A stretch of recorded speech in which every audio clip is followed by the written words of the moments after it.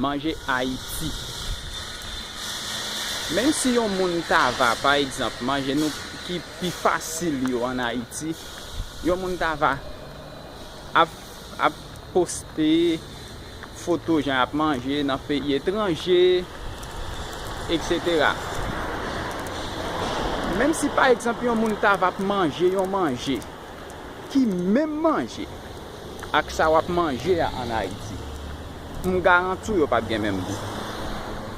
Parce que produit nous yo, c'est seulement en Haïti nous joignons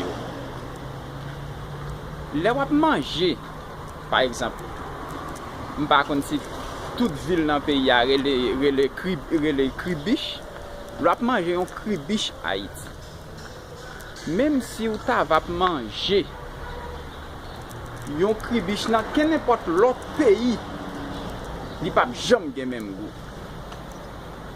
Le wap manger yon fruit, quel que soit fruit en Haïti, on voit ça comme garantie. Même si tu vas manger quel que soit l'autre fruit en Haïti, li pa jamais gen même goût ak fruit wap manger en Haïti. Même si tu vas manger quel que soit fruit dans l'autre pays. Par exemple,